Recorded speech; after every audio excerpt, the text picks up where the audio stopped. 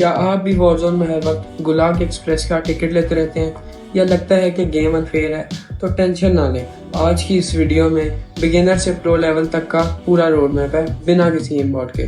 तो चलें शुरू करते हैं। सबसे पहले आपने अपनी डिवाइस के मुताबिक सेटिंग करनी है और फिर आपने सेंसिटिविटी करनी है। अगर आपकी हाई सेंसिटिविटी पे ज़्यादा अच्छा हो रहा है तो फिर आपने हाई रखनी है, अगर लो पे हो रहा है तो लो रखनी है। और उसके बाद आपने ट्रेनिंग करनी है। जो सेंसिटिविटी आप रखेंगे उस पर आपने जो है ट्रेनिंग में जाके आपने ट्रेनिंग करनी है, उधर देखें कि आपका एम कितना अच्छा सेट हो रहा है। और अगर ये दोनों चीज़ें फेल कर रही हैं तो आप फिर एम बोर्ड लगा लें। अपनी गन को कंट्रोल करना बहुत इंपॉर्टेंट चीज़ है।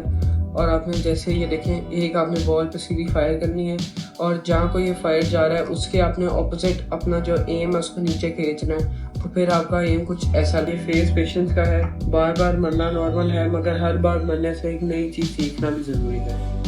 जब आप बेसिक सीख लेते हैं तो गेम का मजा आना शुरू हो जाता है, लेकिन इंटरमीडिएट लेवल पे चीज़ें थोड़ी सीरियस हो जाती हैं, मगर तब भी फन बढ़ जाता है। और जो सबसे इम्पोर्टेंट चीज़ है प्रो बनने के लिए वो है प्रैक्टिस।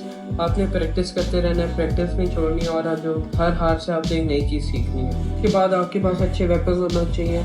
अच्छे वेपन्स में जैसे C9 और आप यूज़ करें क्रिक। ये दोनों चीज़ें आपको शुरू में काफ़ी हेल्प करेंगी क्योंकि इनका डैमेज और इनकी मोबिलिटी दोनों अच्छी। एनिमी की मूव भी प्रिडिक्ट करना एक आर्ट है, और अगर आप सोच रहे हैं कि उसने आपको पहले कैसे मार दिया और उसको मतलब उसको लोकेशन आपकी कैसे पता चल गई, तो इसका मतलब है कि उसका हेडफोन ज़्यादा अच्छे होंगे, या हेडफोन्स नहीं है तो उसका गेम टाइम ज़्यादा। अब बात करते हैं प्रो लेवल टिप्स की, और अगर यहाँ गलती है तो आप वापस गुलाग या वापस अपनी लॉबी में चले जाएंगे। आपने दूसरे प्लेयर्स को देखा होगा कि वो बनी हॉप्स और स्लाइड कैंसिलिंग कर रहे होते हैं और देखने में ऐसा लगता है कि वो डांस करें, मगर वो अपनी मूव्स को अनप्रेडिक्टेबल बनाते हैं जिससे वो फिर ज़्यादा मरते नहीं हैं। अगर आप अपने स्क्वाड के साथ खेल रहे हैं तो कॉल आउट्स देना ज़रूरी है, जैसे कि वो बंदा वहाँ पे है, इसी तरह। और अगर आप वेपन्स अपने जो आपने दो वेपन्स नहीं रखने, आपने नए नए वेपन्स ट्राई करने हैं ताकि अगर आपको लूट करते हुए कोई और वेपन नहीं मिल जाए तो उसमें भी आप एक्सपर्ट हो।